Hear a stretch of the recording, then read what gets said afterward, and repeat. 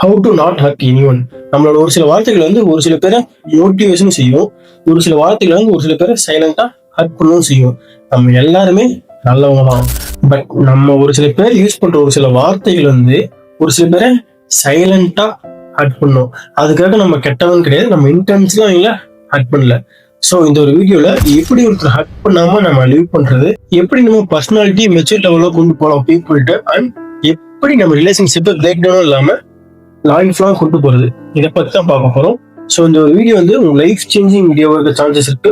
Skip பண்ணா video கடைசி வரைக்கும் பாருங்க, டெஃபினட்டா யூஸ்ஃபுல்லா இருக்கும். So don't waste time, let's get into the video. First நம்ம ஏன் பீப்புள் ஹர்ட் பண்றோம்னு தெரிஞ்சுக்கணும். Why we hurt people. நம்ம யாருமே இன்டென்ஸ்ல ஒரு ஹர்ட் பண்ணணும்னு பேசுறது கிடையாது.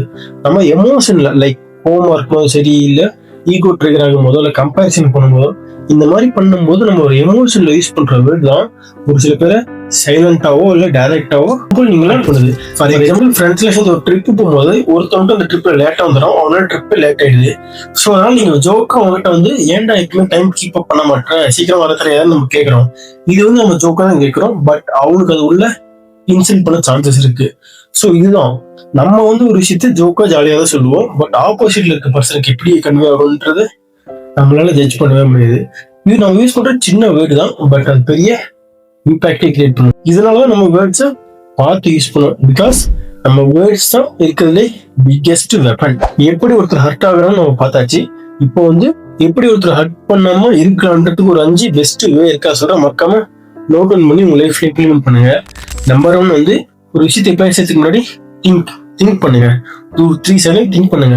பிகாஸ் நம்ம வந்து ஒரு எமோஷன்ல ஒரு வேர்டை வந்து கோவமா இருக்கும் போதோ சரி, ஒரு கம்பேரிசனோ இல்ல ஒரு எமோஷன்ல சடனா ஒரு வேர்டு விட்டுருவோம், பட் ஃபியூச்சர்ல நம்ம அதை ரிக்ரெட் பண்ணுவோம். தெரியாம பண்ணிட்டோமோன்னு யோசிப்போம். ஈவன் நம்ம ரிலேஷன்ஷிப்ல இருக்கட்டும், இல்ல ஃபேமிலியில இருக்கட்டும், இல்ல ஃப்ரெண்ட்ஸ் சைடோ, ஈவன் எங்கேயா இருந்தாலுமே அந்த எமோஷன்ல சொல்ற ஒரு வேர்டுனால நம்ம ரிலேஷன்ஷிப்பை பிரேக் ஆகும், இல்ல ஃப்ரெண்ட்ஷிப் இல்ல நம்ம ரிலேஷன்ல நம்ம ஃபேமிலி சர்க்கிளே பிரேக் ஆகிறதுக்கான சான்சஸ் இருக்கு. ஸோ நீங்க ஒரு இடத்துல எமோஷன் ஆகுறீங்கன்னா ஒரு செகண்ட், ஒரு 3 செகண்ட் கண்ணை மூடி யோசிங்க, இந்த இடத்துல நம்ம இதை பேசணுமா தேவையான்ட்டு. ஸோ அதுக்கப்புறம் பேசுங்க. பிகாஸ் உங்க பிரெயினுக்கு ஒரு சின்ன ஒரு கேப் கொடுக்கும்போது உங்க பிரெயின் திங்க் பண்ணாவே அந்த இடத்துல நீங்க பேச மாட்டீங்க. அந்த இடத்துல நீங்க பேசலனாவே பாதி ப்ராப்ளம் சால்வ் ஆயிடும். நம்பர் 2, கண்ட்ரோலிங் ஒரு ஈகோ. நீங்க ஒரு ரிலேஷன்ஷிப்ல இருக்கும் போது சண்டை வருதுன்னா உண்மையிலுமே நீங்க ஒரு மெச்சூரிட்டியான பர்சன் என்ன பண்ணுவீங்க தெரியுமா? எனக்கு ஈகோவோட ரிலேஷன்ஷிப் தான் முக்கியம், நீங்க போய் பேசுவீங்க. பட் அதே நீங்க மெச்சூரிட்டி இல்லைன்னா நான் ஏன் போய் பேசணும், நான் தான் தப்பு பண்ணல, அந்த பொண்ணு தான் தப்பு படிச்சு, அவன் அந்த பையன் தான் தப்பு பண்ணான்ட்டு ஆப்போசிட் பர்சன் பிளேம் பண்ணிட்டு இருக்கோம் தவிர நம்ம ஈகோவை இறக்க மாட்டோம். ஸோ நீங்க ஒரு மெச்சூரிட்டியான பர்சனை மாறணும்னு நினைச்சா உங்க ஈகோவை தள்ளி வச்சு ரிலேஷன்ஷிப்ல ஃபுல் ஃபோக்கஸ் பண்ணுங்க. அண்ட் இதுக்கு ஒரு பெஸ்ட் எக்ஸாம்பிள் நம்ம மகாத்மா காந்தி சொல்லலாம். அவர் வந்து அகிம்சை வேலையில போராடியே கிட்டத்தட்ட நம்ம இந்தியாவுக்கே சுதந்திரம் வாங்கி கொடுத்தாரு. ஏன் அவர் நினைச்சிருந்தா அடித்தள சண்டை போட்டு நமக்கு சுதந்திரம் வாங்கி கொடுத்துருக்கலாம், பட் அந்த மாதிரி அவர் பண்ணியிருந்தாருன்னா பல உயிர்கள் போயிருக்கும், பல பேர் அவரால் ஹர்ட் ஆயிப்பாங்க. ஸோ அவர் என்ன பண்ணாரு, அகிம்சை வேலை, யாருக்கும் எந்த ஒரு பாதகமும் இல்லாம அகிம்சை வேலையில போனாரு. இதனாலதான் நம்ம நாட்டுக்கும் சுதந்திரம் சீக்கிரம் கிடைச்சு. மேபி இவர் அகிம்சை வழியில போகாம ஒரு அடித்தடி சண்டை வேலையில் போயிருந்தாருன்னா மேபி இன்னும் லேட்டா கூட நமக்கு சுதந்திரம் கிடைச்சதுக்கு வாய்ப்பு இருக்கு. ஸோ உங்க ஈகோஸை நீங்க கண்ட்ரோல் பண்ணி உங்க ரிலேஷன்ஷிப்லயோ இல்ல ஃப்ரெண்ட்ஷிப்லயோ இல்ல ஃபேமிலி சர்க்கிள்லயோ அவங்களே தப்பு பண்ணிதாலும் சரி, நமக்கு ரிலேஷன்ஷிப் நம்ம சர்க்கிள் தான் முக்கியம். ஸோ நீங்க போய் பேசுங்க, உங்க ஈகோவை குறைச்சிக்கோங்க. இந்த மாதிரி நீங்க பண்ணும்போது நீங்க ஒரு பெட்டர் பர்சனா ஆப்போசிட் பர்சன் தெரியுங்க. ஸோ நெக்ஸ்ட் டைம் இந்த மாதிரி ஒரு ப்ராப்ளமே உங்க சைட்லேருந்து வராது. Number 3, don't react and respond. உங்களுக்கு ஒரு விஷயம் உங்களை ஹர்ட் பண்றாங்க, இல்லை உங்களை பத்தி தப்பா பேசுறாங்கன்னா அந்த இடத்துல ஃபர்ஸ்ட் நீங்க ரெஸ்பாண்ட் பண்ணாதீங்க, ரியாக்டே பண்ணாதீங்க. பிகாஸ் நீங்க ரியாக்ட் பண்ணல, ரெஸ்பாண்ட் பண்ணலினாவே அவங்க ஆட்டோமேட்டிக்கா ஸ்டாப் ஆயிடுவாங்க. நீங்க அந்த இடத்துல ரியாக்ட் பண்ணும் போதுதான் ஒரு ப்ராப்ளமே ஸ்டார்ட் ஆகுது. தப்பா பேசுறோம்னா பேசிட்டு போட்டோம், உங்களுக்கு தெரியும் நீங்க யாருன்ட்டு. அவங்க பேசுறான்றது நீங்க தப்பான பர்சனா மாறிட மாட்டீங்க. ஸோ என்ன பேசினாலும் அவனை ரியாக்ட் பண்ண விட்டீங்கன்னா ஆட்டோமேட்டிக்கா ஆப்போசிட் பர்சன் கொஞ்ச நேரத்துல ஸ்டாப் பண்ணிடுவாங்க. Number 4, understanding everyone is fighting something.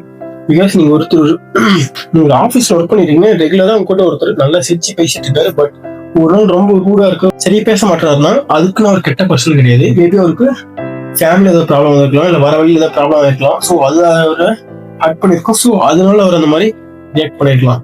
So first உங்கள்கிட்ட ஒருத்தர் யாராச்சும் கோமா பேசுறாங்க, உங்களை ஈகோ ட்ரிகர் பண்றாங்க, இல்ல உங்களை ஹர்ட் பண்ற மாதிரி பேசுறாங்கன்னா நீங்க திங்க் பண்ணுங்க, மேபி அவங்களுக்கு ஏதோ ப்ராப்ளம் ஆயிருக்கலாம், ஸோ அதனால இப்படி பேசலாம். ஸோ உங்களுக்கு இன்டென்ஸ்ல ஹர்ட் பண்ணணும் அந்த மாதிரி யாரும் பேச மாட்டாங்க. அவங்க ஒரு எமோஷன்ல சொல்லியிருப்பாங்க. ஸோ நீங்க திங்க் பண்ணாவே அந்த இடத்துல பாதி ப்ராப்ளம் சால்வ் ஆயிடும். ஃபர்ஸ்ட் சொன்ன மாதிரி தான். Number 5, அப்பாலிஸ் when you wrong. நீங்க ஒரு விஷயத்துல தப்பு பண்ணிட்டீங்க அப்படின்னா சாரி கேட்கறது யோசிச்சுட்டு இருக்கீங்க.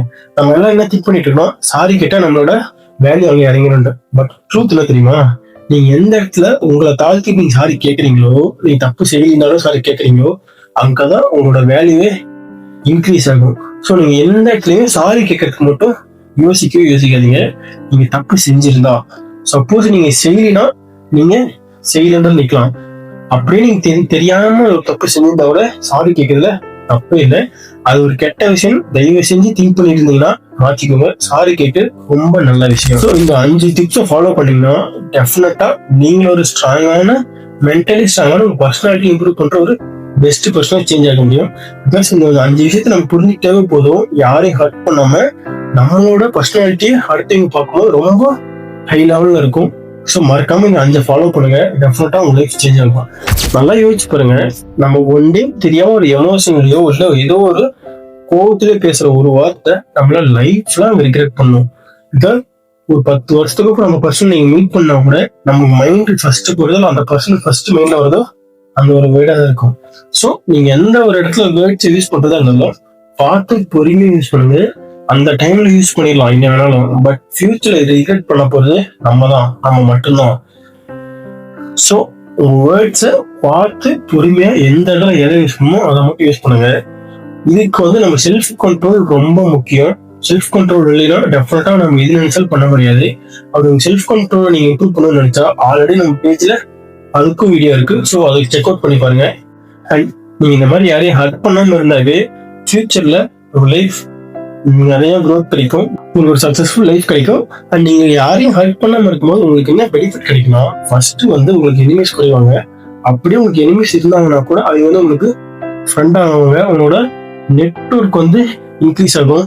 ஸோ இதனால உங்க லைஃப் வேற லெவலுக்கு சேஞ்ச் ஆகும். அட் தி சேம் டைம் நீங்க ஏதோ ஒரு விஷயம் ஸ்டார்ட் பண்றீங்கன்னா எல்லாருமே உங்களுக்கு சப்போர்ட் பண்ணுவாங்க, தவிர யாருமே நெகட்டிவா திங்க் பண்ண மாட்டாங்க, நெகட்டிவா பண்ண மாட்டாங்க.